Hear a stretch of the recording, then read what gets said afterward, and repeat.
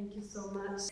I welcome you warmly to the International Women's Film Festival Dortmund+Köln network meeting in Berlin. When we started this format in 2013, the discussion was entitled You Cannot Be Serious, and cannot was kind of written can, as in Cannes Festival, you cannot be serious, because it was a spin of the 2012 protests against the exclusion of women in Cannes, if some of you remember. So it was a really activist and moving time, 2012-13. And although that was before my time as artistic director, it fills me with pride to see how influential we were in bringing a feminist agenda to Berlin and kind of amassing feminist agenda around the Berlinale. We were, and a year later, for example, Pro Quote was founded, so it was a really important decade. Since then, a lot has happened, and several amazing events are taking place on issues of women in the film industry, and network meetings in this week in the city today.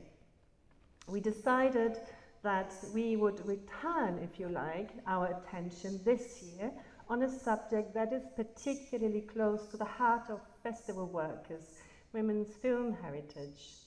We feel that within the wide landscape of feminist panel discussions that we could attend this week in Berlin, we would exploit our expertise and do what we are best at. And that is usually, you know, the matching of films and audiences, so the framing of films and the contextualizing of films, and creating this alchemical, if you like, event that is called a festival, where films and audience merge. So we want to offer kind of what they call a deep reading of gender power relations on the screen. Questions of film heritage are part of the festival's commitment to women's film history. In 2016, we were organizing one of the first panel discussions in Berlin around the topic of the feminist film archive. It was called A Future Without a Past, Save Your Place in Film History. And we had invited Norma Guerra from the Créteil Women's Film Festival, Anke Hahn from Deutsche Kinemathek, Kasia Hedström from the Swedish Film Institute, and Beryl Richards from the Chair of UK Directors. So that was 2016. And 8 years later, we undergo a recap, if you like. What are the shifts and changes and developments that have taken place since? What are we looking at today is not so much a report on the situation of women's film in the various archives, but what we are trying to get our head around is the question of how can we make any archive ours? How do we narrate the archive so that it becomes part of her history? What are the most creative, imaginative, political, elegant, juicy, fun, surprising, exciting ways to frame a film so that it is about us? If the film archive was a three-dimensional space of thought, of experience, of ideologies and power, so from what angle do we choose to enter it? And the title of this event, Framing the Archive, A Past That Leads to Us, is a quote from the author Marge Piercy from her book Women on the Edge of Time. She said, "When I was a child, I first noticed that neither history as I was taught it, nor the stories I was told seemed to lead to me. I began to fix them. I have been at it ever since. We need a past that leads to us." The guests I have the pleasure to introduce to you in a bit will expand on this paradigm and this question and share with us their pathways through their archives to us. Could I ask the panelists, please, to join me up here on stage? Jihan, Elif, Gabi, Elisa.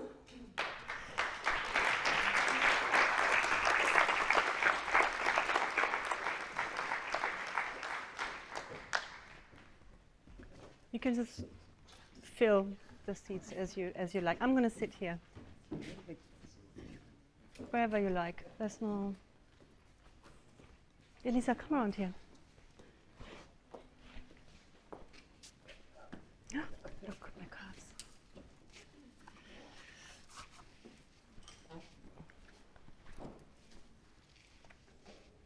If you're thirsty, you can pour the water now, because it's a bit awkward when you speak, and then it's like, you know, it was an awkward moment when you're like, I want to drink, but I can't, or with the microphone. Yeah. I'm going to start by introducing you.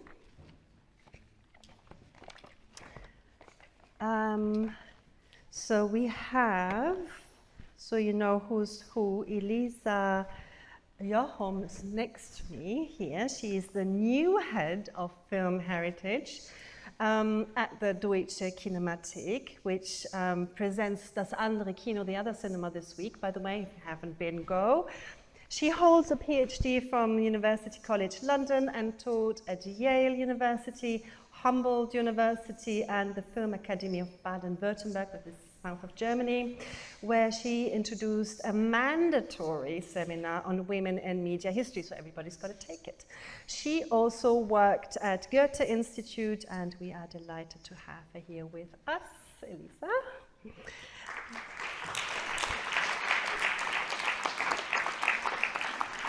I'm also honored to welcome Jihan Al-Tahri right next to her. She's a multi-award-winning documentary film director, writer, visual artist, producer, and Pan-Africanist. She did L'Afrique en Morceaux, Cuba, an African Odyssey, and her recent film, Egypt's Modern Pharaohs, all of which are real odysseys through the independence struggles and through the responding archives. Jihan served on a number of boards and several African film organizations, including the Federation of Pan-African Cinema and the Guild of African Filmmakers in the Diaspora. And right now she's working on a transgenerational knowledge transfer project, and I'm eager to hear more about it, so welcome.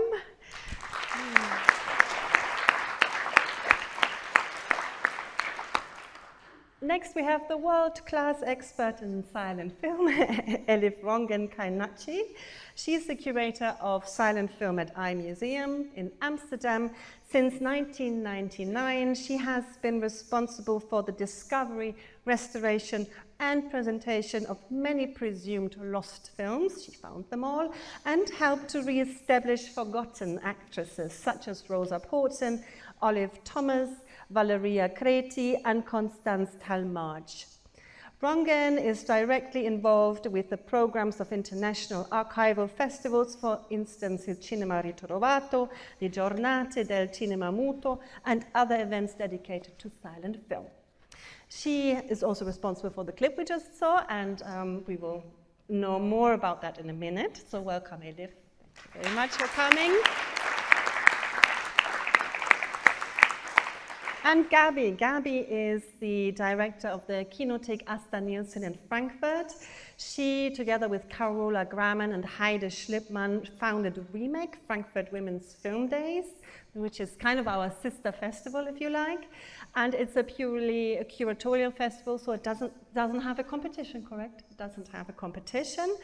Because of that, it's a paradise for people with high curatorial standards.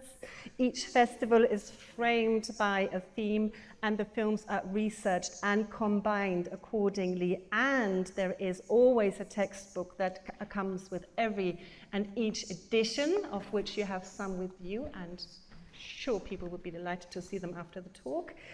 Remake takes place every other year and always presents historical figures such as Edith Marcello, Frida Grafe, Hildegard Westfeld, or networks, feminist networks such as Kiwi, the post-Berlin Wall, the socialist Kino Women International. So welcome, Gabi.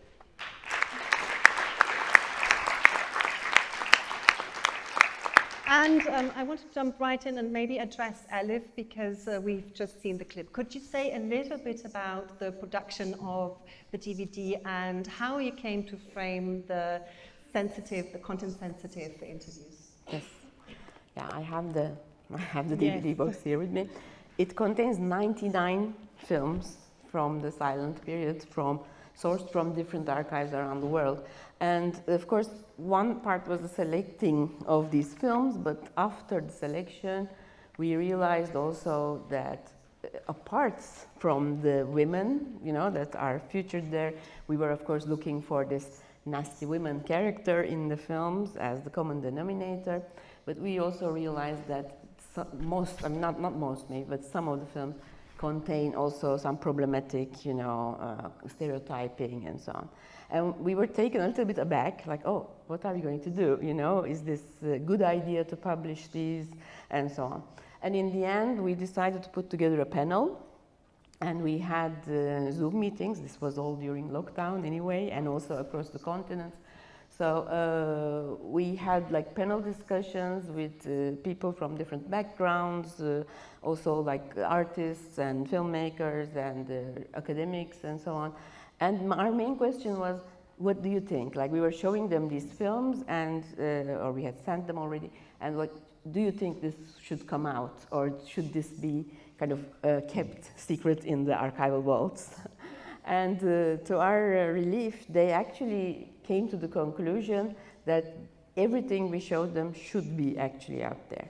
So in that context, I should say, we asked them also then to create these intros, these videos, like kind of to tell the people why they should see it.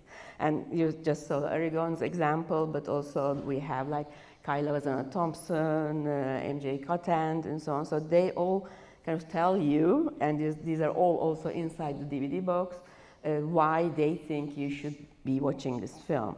And while doing this, we also knew that this DVD set was going to be used a lot at the universities and so on. So that's why we wanted to have also this kind of framing. We just didn't want to release something out there without any context. Mm-hmm. Which means that you were also working with academics on this project. Yeah. Well, I have to say my co-curators, Maggie Hennefeld and Laura Horak, they are both academics. I don't even understand how they ventured into producing a DVD. They had no idea, obviously, what it takes. And, but we're also happy with the result, and it was a lot of work. Yeah. Mm-hmm. We'll talk about the work in the archive a bit later. But maybe let me ask Elisa, because can you tell us a little bit about the shifts in awareness of women filmmakers in the Deutsche Kinemathek archive in the recent years? Because I think there was a kind of turning point around 2019 with Selbstbestimmt, the retrospective that you launched, and now you're presenting a lot of women in this Andere Kino program. So do you feel like that there are certain movements or waves that you can pinpoint at within the German film heritage historiography, if you like?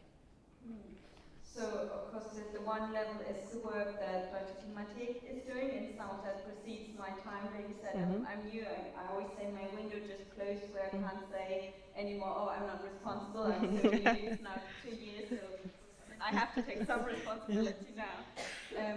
So some things relate to the work of Deutsche Kinemathek in the past years, and then there's also the broader German archival sphere, if you like. And I'd say for Deutsche Kinemathek, it was a shift in the sense that it has always been an archive with a large emphasis on women film heritage and in its collections, in its distribution catalogue, but certainly the 2019 retrospective was a major occasion of a curatorial project of the Deutsche Kinemathek on such a large scale itself. And I think after that they have been further ventures to intensify this kind of curatorial endeavors of the Deutsche Kinemathek. We have our much smaller festival, much smaller than the Berlinale, the Film Restored, which we always have in autumn. We have kind of developed it to be not only a festival where you can watch and showcase restorations, but where it's meant to be a discursive festival where we ask open questions about who is deciding what's being restored, what is being restored, how does it work, how does it come about, and also to what effect. So there's more for this idea of discursive spaces rather than just screening and showcasing films, I'd say. And then curatorially, of course, completely new fields have been opened up by streaming, new ways of making things available, visible for relatively little money, which, for example, our own streaming endeavor, we make sure purposely that it's free of charge and that it's accessible worldwide. And we had a focus on women filmmaking for a couple of months. But we also try to venture into cooperations with, say, Movie, who have had a spotlight on women's filmmaking by directors who are preserved and collected at Deutsche Kinemathek. So I'd say that the possibilities we've had to actually build programs ourselves, they have certainly increased since 2019. We'll go back to that in a minute. I just want to everyone to speak a little bit, so you warm up as a warm-up, and we hear your voice. Jihan, you're next. You're a great storyteller, so please tell us about your work with the archive, because you don't work for a national institutional archive like Elisa, but you delve into them and you are trying to extract counter-images, if you like, often counter-images to national memory. So could you tell us a bit about that? Yes, I mean, I guess I started delving into the archive in the early 80s, when it was definitely not very sexy to be doing that. And trying to make films with archive at the time was like, what? I mean, are you too lazy to go shoot your own footage? So it wasn't recognized as anything of interest. But I guess mostly what I really eventually wanted to do is to look into the archives for counter perspectives. I think you started by saying, how does the archive lead to us? And of course, I'm from the South, and the archive does not lead to us.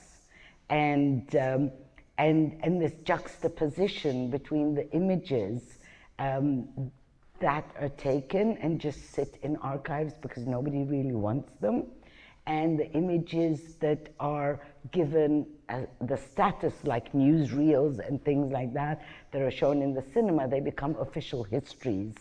And it's these counter ones that I was really interested in. So for example, one of the earlier films I did with in the Congo, I literally had to convince the archive not only to let me in. You discover that they don't want to let you in because nothing's logged. It's not that they don't want you to go in, but if you go in, they don't know what to do. So I convinced them, like, you know, just let me watch the footage and I'll log it for you. So if anyone goes to the Congo, you'll find registers with my handwriting. So I stayed 3 months just logging the footage. And I obviously used and found footage that they didn't see the interest of, because it was just normal footage of everyday life that is never really put on a pedestal. And I think that counter perspective, the eye of the camera is very important. And we come from a space where until the mid-60s, first in the whole French colonized countries, there was the Laval Decree, which forbid the use, the projection, the touching of anything to do with the image by the natives. And in the British colonialism, there was something called the specialized technique, which means that there was a guideline of how to film. So within that context, where do you actually, where does the image lead to us? And it's that not looking as the image of nostalgia, but rather how do you appropriate this image today? Because it's the only visual image we really have, so it's the appropriation. Well, you mentioned the 1980s, of course, you know, you're someone who still went through flea markets and, you know, we're looking at the discarded material. Gabi, you're someone, for me, who was an amazing bridger, if you like, between 3 generations, actually, because you work with Carola and Heide, who are part of the first feminist movement that really started to look into the silent era and beyond. You are running the festival and actively framing the films from the archive accordingly, and you're transmitting it to a younger generation. So, you know, usually what happens is women always have to discover, you know, the ancestors that on which shoulders we stand, as she was saying, you know, anew, but you're making sure that that doesn't happen because you're so an amazing enabler. Could you say a little bit how you curatorially frame the films at your festival? Maybe, thanks for having me. Hello, everybody. Maybe I will start with just say a few words about the Kinothek, and I was also reflecting on the path that leads to us. With this us, I would dare to say maybe the Kinothek, and it's also an archive. We have a paper collection on feminist film work and lesbian or queer film work from the 70s on. Like the archive we have, and we have a collection of 16mm films and home movies, that our archive is in a way us, if us is, let's say, Western white feminism. And we work with this material, but we approach many other archives to program our films and programs and a remake. But we always try to see the archive as a living, or to access it as a living archive, always in mind having the program and the audience to ask for whom are the programs we want to curate, which audience do we want to address. And of course, then often we get in conflicts also with archives which are not that open and rather closed.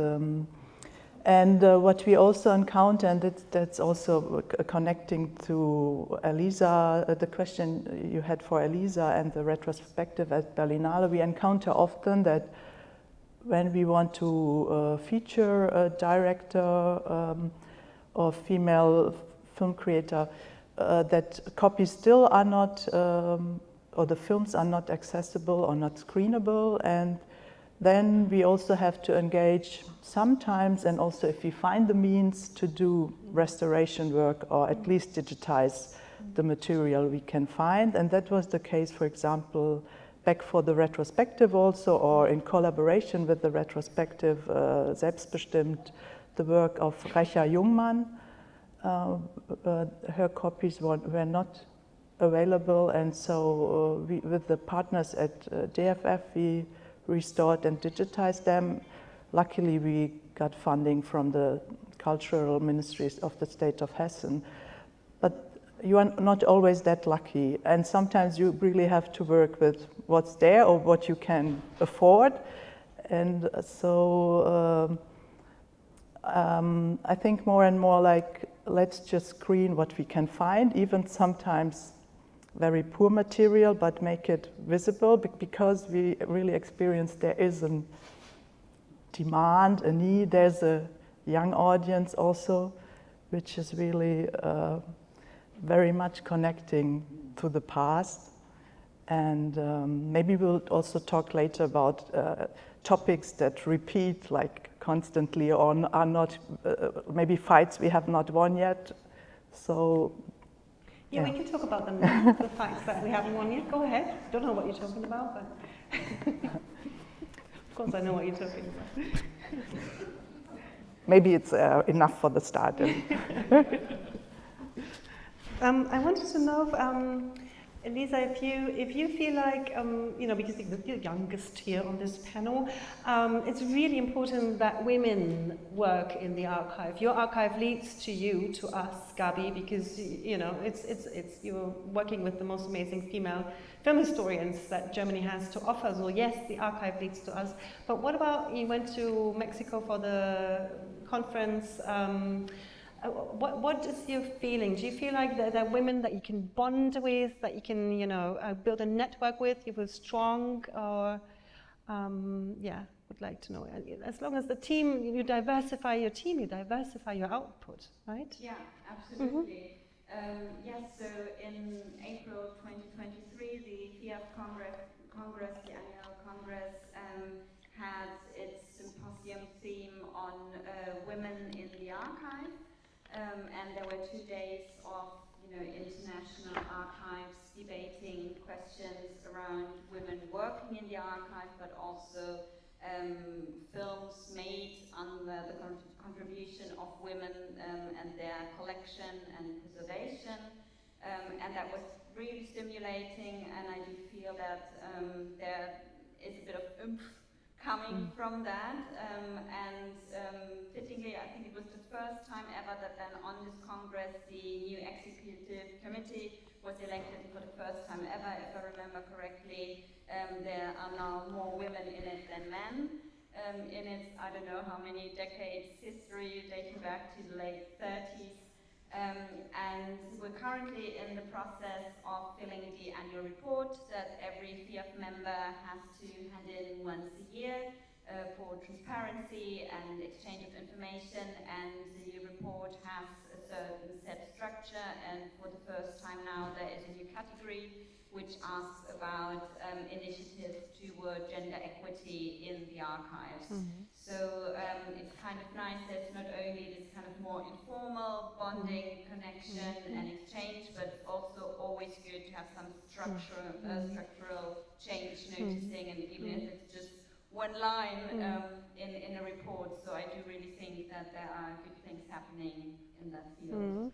Yes, I wonder if do you feel good in your position? Do you feel like, okay, let's do it, we can start, we can work? Do you feel like, yes, of course there's always obstacles, but do you feel empowered, or is there still a lot of headway to make? The interesting thing is that with every kind of progress you make, you have one or two experiences where someone said, so is it enough already? Haven't we done that now? As if it was a fad to engage with women's film heritage. So that kind of pushback, that's the annoying or unnerving thing, where you actually have to make sure and say, no, it's about structure, it must be systemic change, and it's not about one program that needs to be curated because it's hip. It's not about being hip, it's about equity.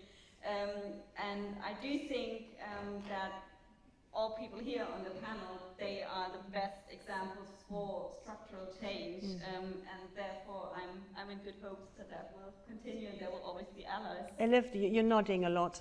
Yes, I mean, in a way, I guess like from the Netherlands, we're always in the FIAF circles also called, oh, these women from the Netherlands, because we have, of course, had 3 women in a row as director of the film museum. And the curators team, in fact, we have more women than men. So this is not, let's say for us, not a big issue in terms of creating diversity. But what I want to say is also relating to some other things that we already said.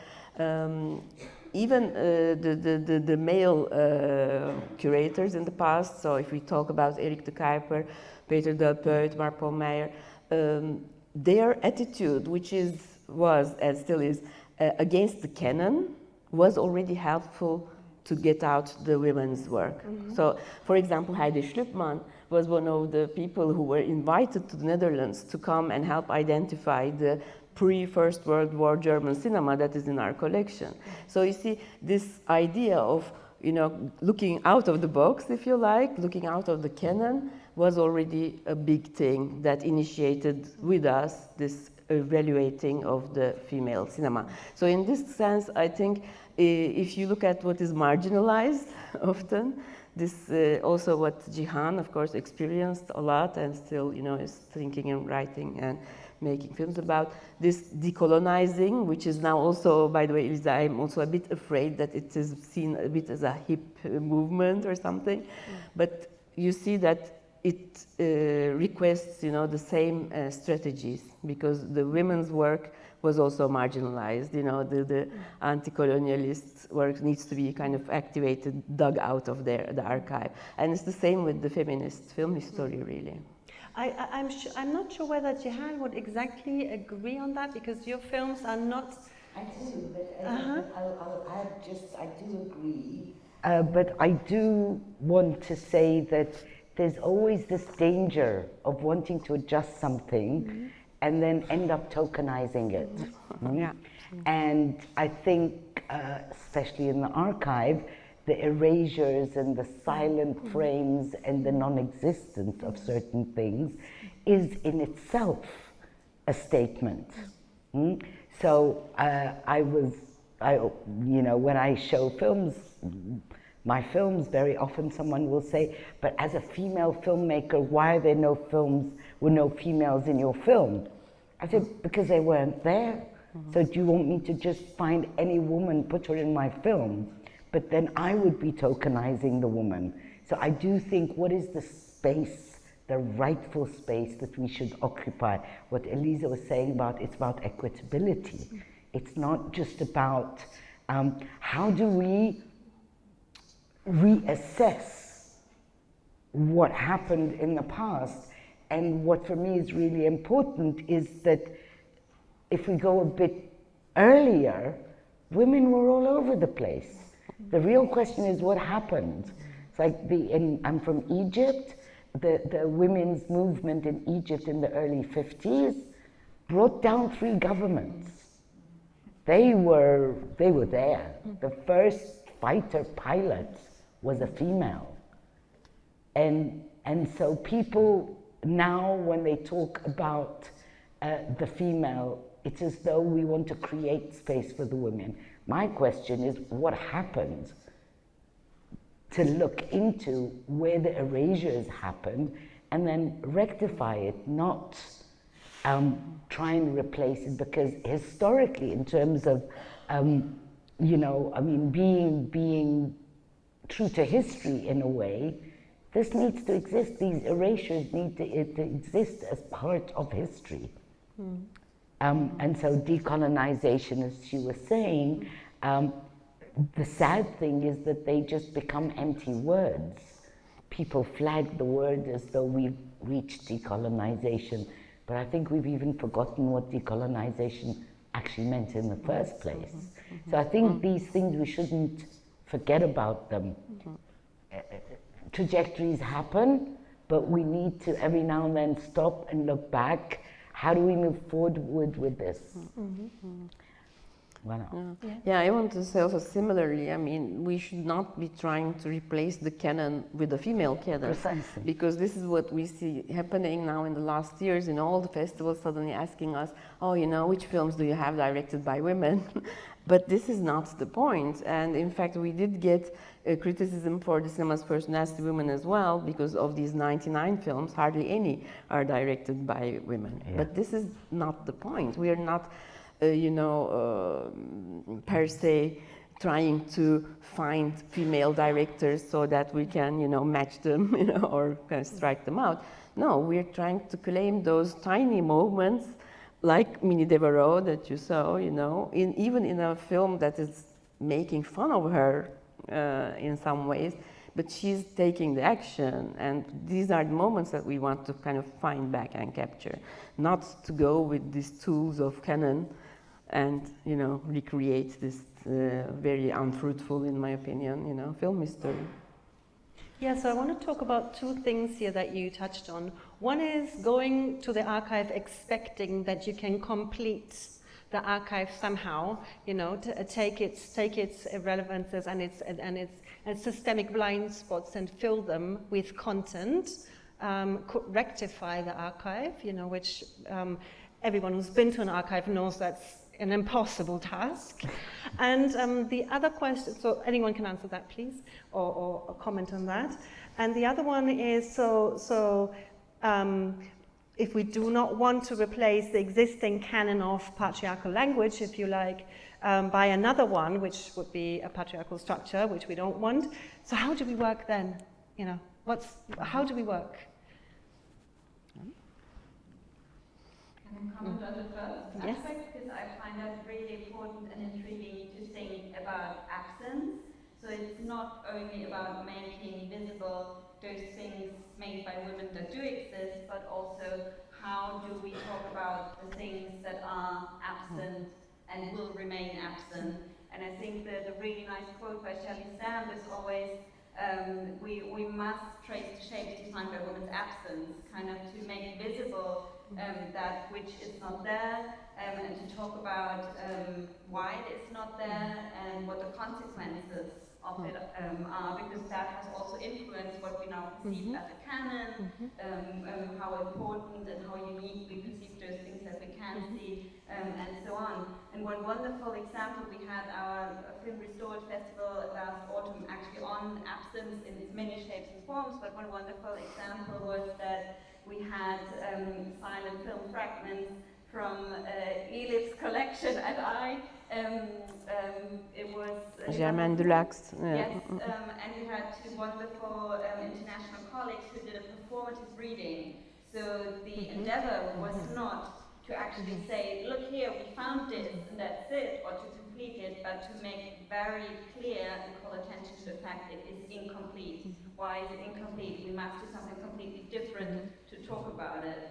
And I think there could be many ways curatorially how we can talk about those absences, even if you say, just contextualizing a work by a female filmmaker that doesn't exist anymore, that lets an audience sit in a dark auditorium without a lit screen for several minutes or for the entire amount the film would have taken, and say, if the film still existed, we would see this now. And I think there would be many performative installation forms to actually make invisible what will remain invisible. I mean, Sadia Hartman talks about critical fabulations.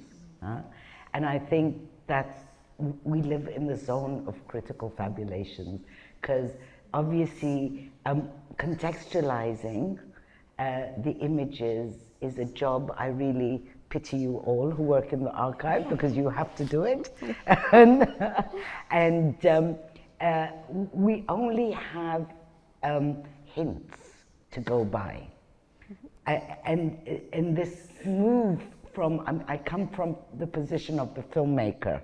So I come into the archive, not necessarily to find what I want, but to discover what is available.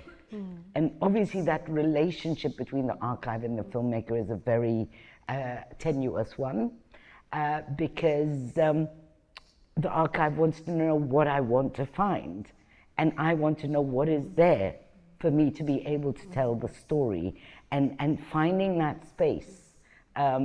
Luckily, obviously, there are people who care enough where you can have relationships, but it takes time. And then to start contextualizing what you actually find depends on how much spotlight and at what moment and why the spotlight was put on something. So, for example, in my last or before last film, I needed some footage. I knew the exact date, I knew the hour, I knew exactly what I wanted, but it was non-digitized. And so I had to pay for its digitization. And of course, what I digitized was not what I wanted. And then I found it later under a completely different log. The logging of archive gives it a context that could completely change what it is. If I hadn't recognized the people inside the archive, this would forever more be seen as something very opposite to what it actually was. So this ambiguity, and that's why I started with Sadia Hartman. As much as anyone in the archive can critically fabulate as to what the context of this is, so can I. And that's where the appropriation of the archive is interesting. And what stories do you tell? From what vantage point are you telling them? And how you can use them. No, and in fact, Jihan, you as the artist have also like a creative license, right? You can take the material and use it in different ways, multiple ways. And thank you for your sympathy, because this is exactly what we, I think, at the archive should be questioning. You know, even this simple act of cataloging is fundamental. I'm a big advocate of this. And I do also use fabulation, by the way. But you see, so we should start asking ourselves, what is the catalog asking me, you know, to put in there? And do I actually have what the catalog wants from me? Because, you know, you are going to ask and consult the catalog. And this brings me to all these actresses of which we don't even know the name. So where do I even begin to catalog, you know? And we problematize this also again in the Cinemas Personastivum, but all over my career basically. Like, how do we even start talking about these actresses that we see on the screen? So we have their films, but we don't even have their name, and therefore we cannot put this into our database. So Leontine is one of the examples. Her screen character is called Leontine. We don't know the name of the actress. There are like 20 films. All of them are in the DVD box, but yet we don't know her real life name. So how do we even start telling her story? And my personal research, I'm also a film historian after all, is also about this, another unnamed actress. Now I found out so far that she's called Little Chrysia. Of course, it's not a real name either. It's like a stage name. But so this, I think we should go through these processes of thinking and questioning, even like how we understand film history, what is the important, what are the data, what is the important metadata really, literally, right? And how can we communicate? Because this, you know, people come to the archive and say, oh, I'm doing this project, I need this, but how can we, you know? Desacralize it. Yeah, no, I It's totally like agree. there's a sacredness. In a way, an archival database is also a super restrictive, almost like a, you know, like 19th century, you know, Museum of Natural History where you categorize things, right? It's a very old-fashioned way of thinking in these, you know, catalogs and registers and everything. So I think we should at the same time be questioning all of these things. Yeah. Yes, I was still thinking about this, how to avoid the canonizing, and I think I want to emphasize where I'm right now in my work is that I encounter so much work to do still, like on basically reconstructing the oeuvres of filmmakers, just to really get hold of screeners, to write filmographies, to I can give you an example right now. There's this wonderful film screened at the Berlinale Forum by Lana Gogoberic, a Georgian filmmaker who has been making films since the 60s. And also her mother was already a filmmaker, and her daughter, one of her daughters, a filmmaker. And only like 2 years ago, her fiction feature films have been made screenable again. And she's still in the midst of reconstructing films and looking for copies and missing materials. And there, I just had a talk today with her daughter, so much only for this.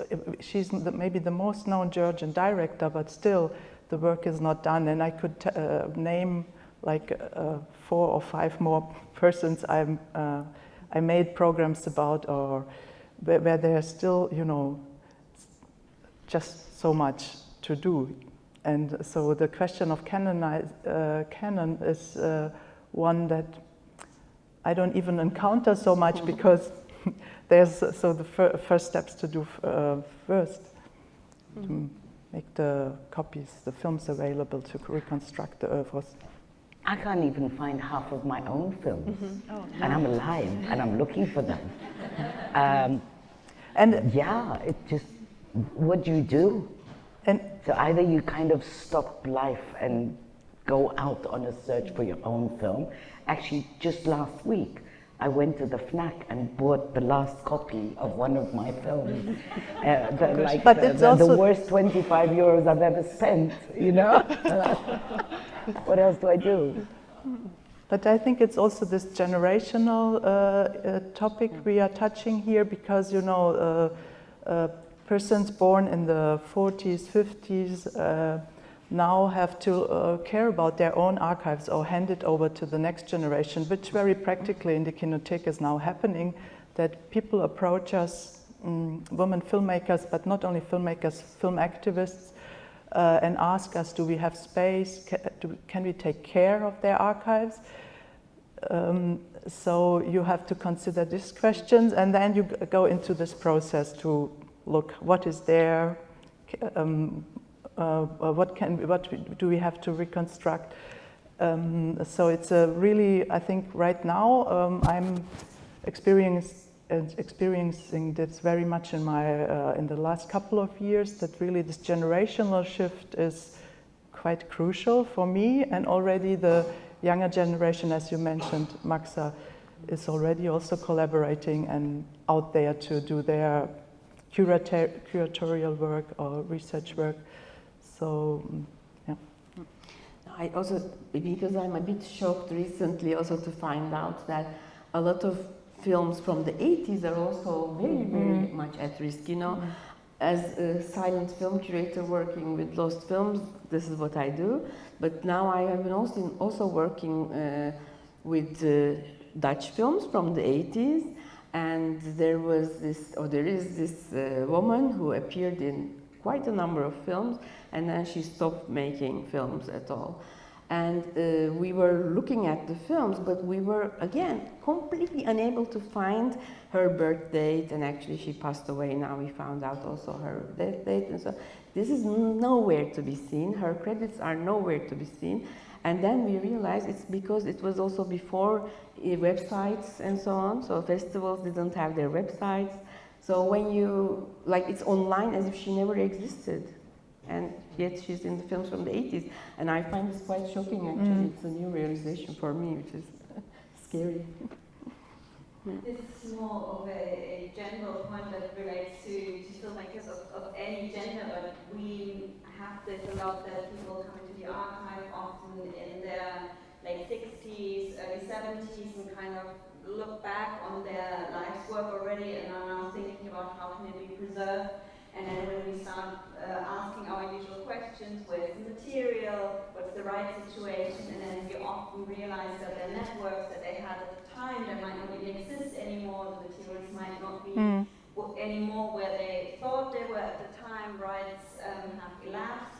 And so what we, out of this necessity that we're very concerned about the filmmakers' works, but also because it makes it really hard for us to do a good job, we've started doing workshops at film schools, or yesterday also at the Berlinale Talents, where we try to kind of raise awareness of the importance. As soon as you create work of art, it can vanish again, and you kind of need to start at least documenting knowledge about its material, its rights, its whereabouts, the moment you create it. And not to wait, you know, decades into your career to first think about it, to first approach an archive. I kind of feel at a disadvantage sitting with all these institutions, and I'm kind of a bit of a rebel here, so I say democratize archive, guys, you know.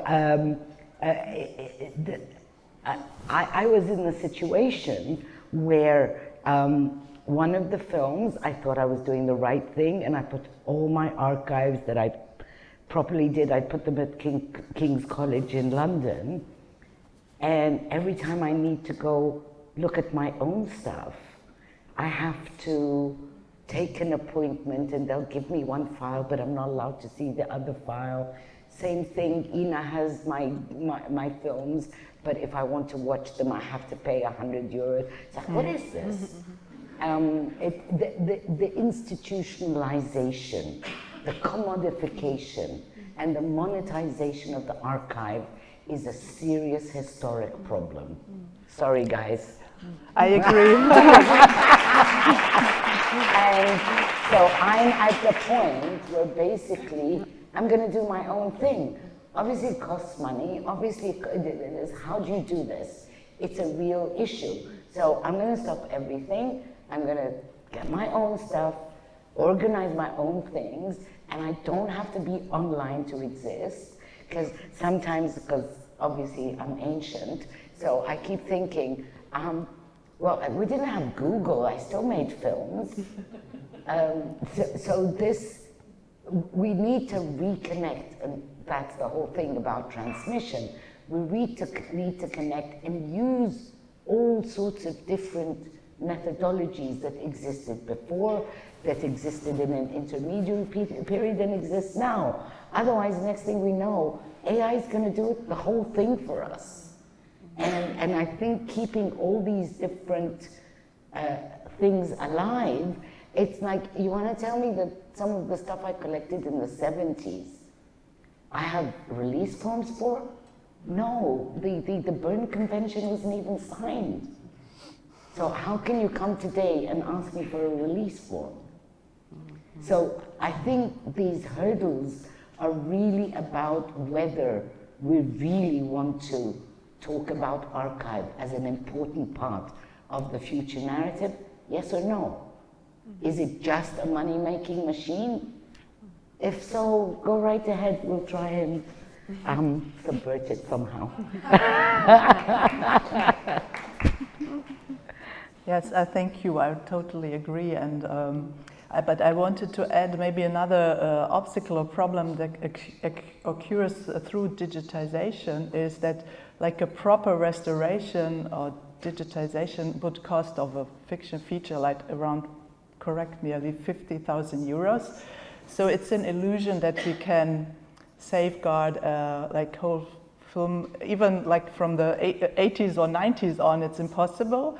So already there you have this selection takes place, what will be properly for the cinema distribution be restored. So I'm very much for this guerrilla strategies, or let's find what's there and show it out there, because there's, as I said, there are audiences very much interested, and even we do screen poor files of films because it's the only source we have. But poor quality is important. I mean, how can you show a film from the late 70s and 80s? It's VHS era. The VHS era has its texture, has its look, has its language. And the next thing, it's restored and it's all blingy. I was like, oh my God, you take away from it.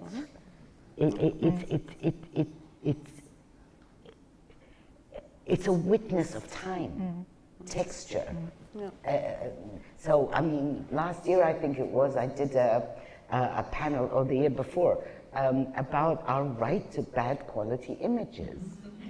Because, I mean, I come from a place, if I'm not allowed to use bad quality images, what am I going to do?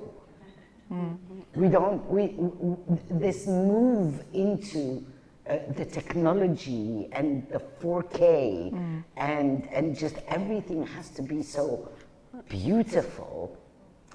I think you're taking away rather than adding to that diversity of our visual culture. No, I totally agree. And also, I don't think people realize, but this running with the technology is also costing the archives so much money. We are redoing all these SD scans now again, over and over again, now in 4K, 2K HD, and now it has to be already like 4K or something. We are not starting that yet, but basically, if we keep going in this rat race, it'll never stop, yeah. And it costs more and more. But then the narrative question is, who gets to decide? Who gets to decide that, okay, let's leave these to rot, and these are the important ones? Yeah. And I think that these questions, like you were talking about cataloging, not giving any bad intentions to anyone, but there is a moment where in front of this mountain, there has to be some decisions. But then who gets to make that decision? I want to touch on that. We'll talk for another 5 minutes or so, and then we take questions. Is that all right? Yes? I just want to return, before we do that, a little bit to the topic of framing the archive. The decision of what gets restored again or digitalized again in better quality or not relates to questions of power.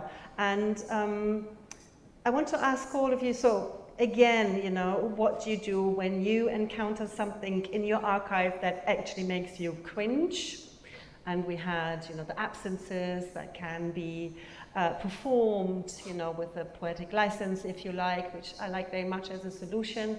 But can we talk a little bit about, again, returning to the question, what you would do with difficult material? I know, Elif, that you talked in our preparatory phone call very much about the power relationships in the archive to do with what cinema is, and your research into early film, women in early silent film, basically saying, you know, you're researching what they call vulgar cinema, is not exactly what cinema has, you know, is supposed to be, which is this great narrative art form. So you are touching, you're touching sensitively onto the power pyramid, if you like, very Egyptian, that cinema is. So how do you infiltrate that, or how do you tackle that problem of your research to do with, you know, the big narrative of the cinema?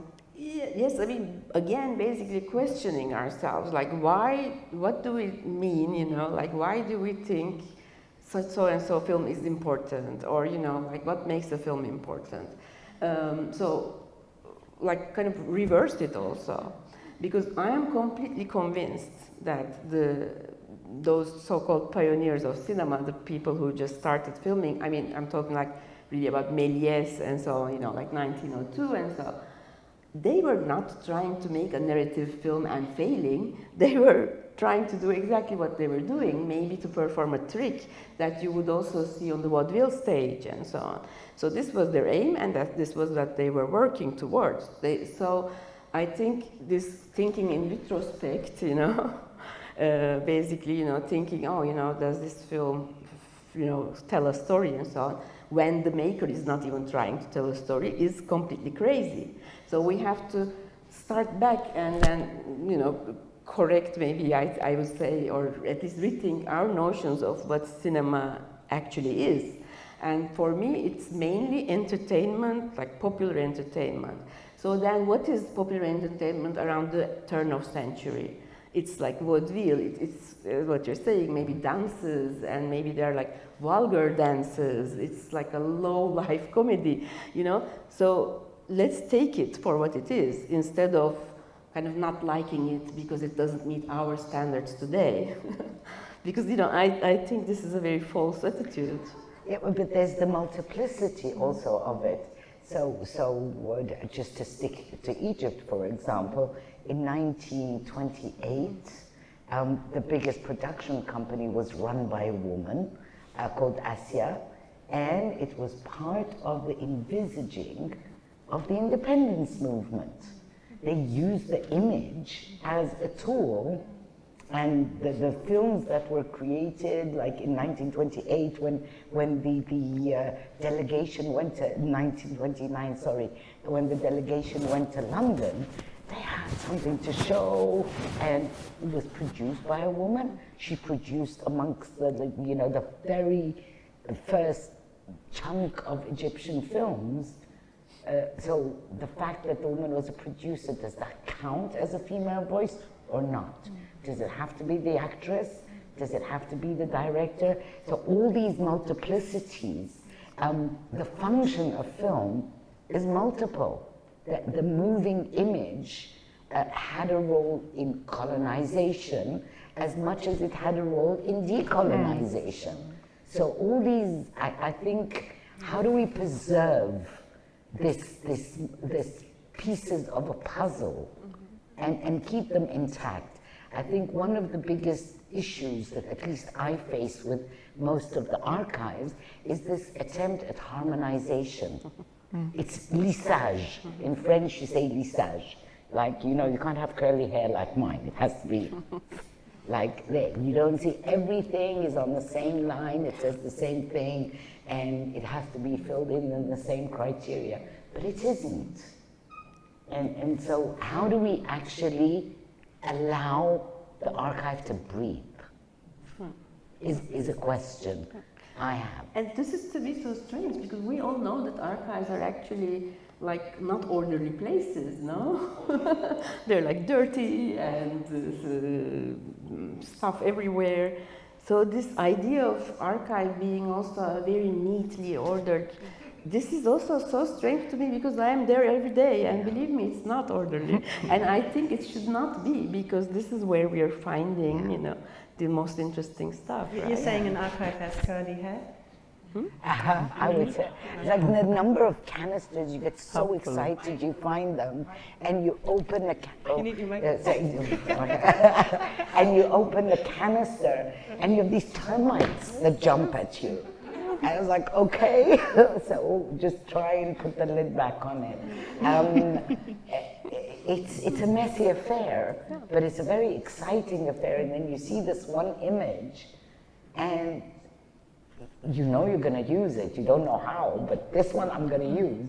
And then it becomes a whole trajectory. So it's, but I guess what I'm trying to ask all of you is, how do we keep this alive and not figé? How do you say figé? Not freeze it in another formatted box, where you kind of tick, okay, that goes here and this goes there. That circulation. But Jihan, really, my experience is that it doesn't go. You know, like, it doesn't matter that the metadata are very restrictive. Some things you just cannot catalog, you know? And this is where the excitement starts, I agree. You know, especially with early cinema, none of these films are fitting any genre as we understand. So how are you even going to say, you know, what it is about or what genre it is? So, but this is exactly, because how can you find a lost film if everything is already catalogued neatly? Of course you cannot. So this whole, I think this is exactly this gray zone which the archives are. I mean, we get things brought to us and literally dumped, no? In the most messy place, and this is exactly what we're trying to do, open those cans, and yeah, like there's lots of things. It doesn't even make sense to me to think of this neat archive. So, Lisa, you want to? I can tell you're lifting your arm quite regularly. I think my thoughts are already an answer to your question, but the key, the buzzwords of power and democracy really resonate with me. And I always say gender and gender equity is decided at every decision-making moment, from the moment of who gets film schooling, who gets access to equipment, who gets funding for making a film, whose film is being distributed, whose film is being collected somewhere in an archive and then digitized, and so on and so on. And to a certain extent, that seems really daunting, because at every step, historically, women have been failed.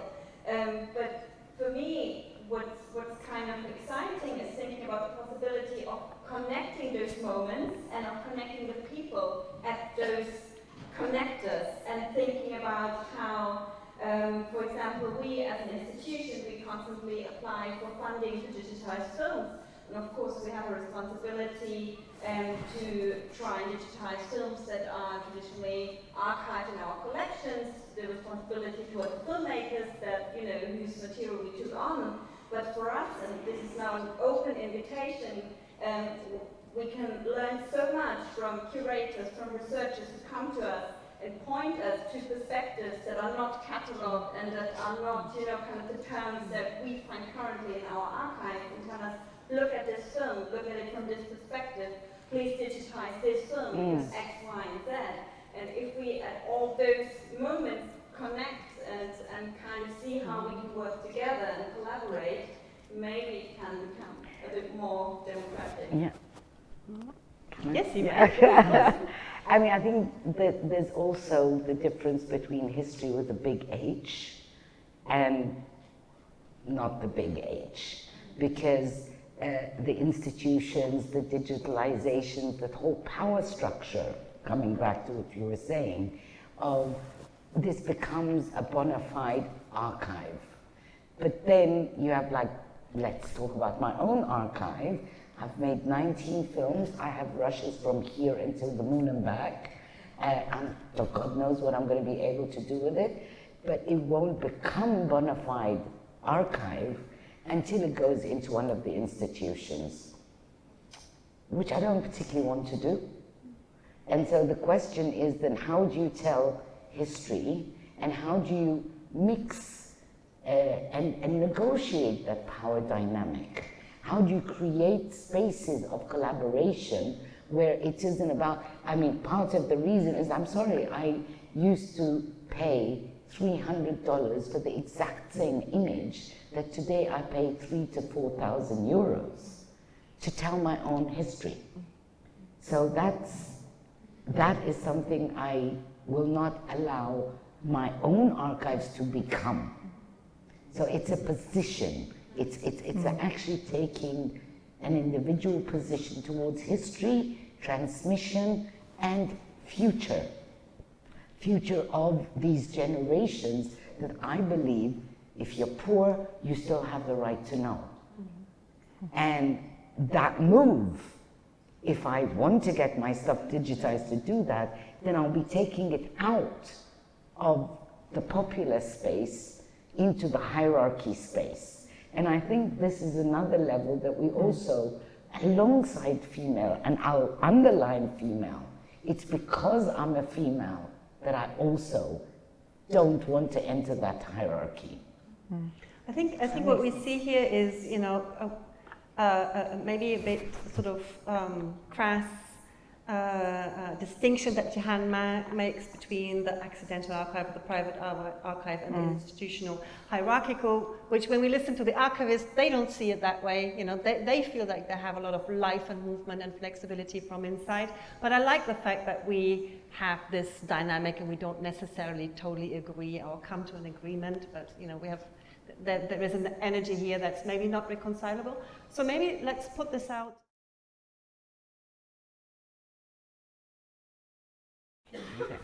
Just to go back to framing a minute, there's Onyeka Igwe, who's a Nigerian filmmaker.